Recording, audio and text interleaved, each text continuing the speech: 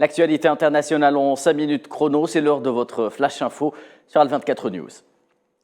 88e jour de génocide à Gaza et rien ne semble résigner la machine de guerre sioniste dans son entreprise de martyriser, voire d'éradiquer tout un peuple de l'existence. Un projet qui a fait jusqu'alors pas moins de 22 185 martyrs, dont près de 10 000 enfants et plus de 57 000 blessés à Gaza. Des chiffres de plus en plus dramatiques annoncés chaque jour par le ministère de la Santé à Gaza. Les dernières 24 heures ont été tout aussi meurtrières que les précédentes, avec 15 massacres commis par l'armée sioniste ayant engendré quelques 207 martyrs et 338 blessés.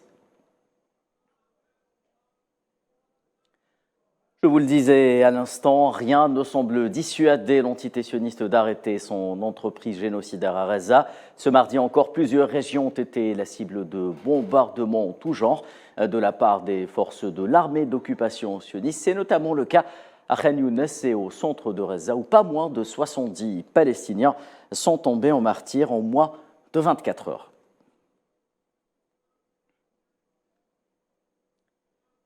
Et parallèlement à toutes ces attaques, les affrontements entre les forces sionistes qui tentent d'opérer de nouvelles incursions sur l'axe Khan Younes et la résistance palestinienne à Gaza s'accentuent, notamment grâce à la riposte efficace des brigades Al-Qassam et de Saraya Al-Quds, les deux bras armés du Hamas et du djihad islamique qui mènent sur le front plusieurs actions contre les retranchements ou les brigades des forces sionistes à Khan Younes, mais aussi à travers des frappes contre des positions stratégiques au niveau des territoires occupés. Et depuis l'opération Déluge Al-Aqsa le 7 octobre dernier, plusieurs franges de la société gazaoui sont ciblées. Zoom aujourd'hui sur le secteur de l'éducation qui n'échappe pas à la barbarie des bombardements des forces sionistes et le lot de destruction qui les accompagne, a commencé par celle des vies humaines. Près de 4200 étudiants sont tombés en martyrs, 7818 autres ont été blessés. Ces chiffres ont été communiqués par le ministère de l'Éducation palestinien qui ajoute que pas moins de 381 écoles ont été l'objet de bombardements de l'armée d'occupation.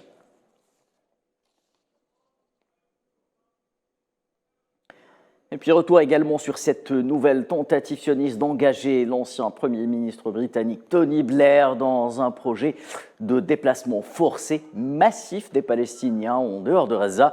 Selon les médias sionistes, il aurait été approché pour un rôle de médiateur afin de convaincre des pays alliés de l'occupant sioniste à organiser un exode des Palestiniens en dehors de Gaza. Notez que Tony Blair a démenti les informations rapportées par les médias israéliens.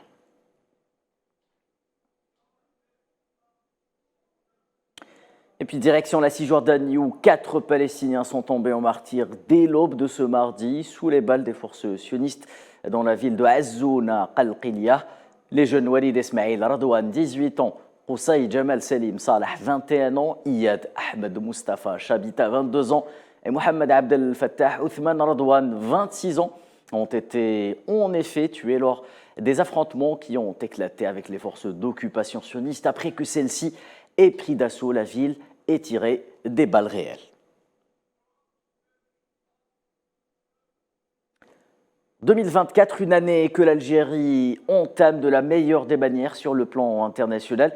Le pays fait son entrée au Conseil de sécurité des Nations Unies pour une durée de 2 ans, un siège qu'Alger occupera pour la 4e fois de son histoire après avoir été élu pour 95% des voix, une adhésion qui sera de fait consacrée à la concrétisation de l'engagement ferme, maintes fois affiché par le président algérien Abdelmadjid Tebboune, de porter la voix de l'Afrique au sein de l'organe suprême des Nations Unies.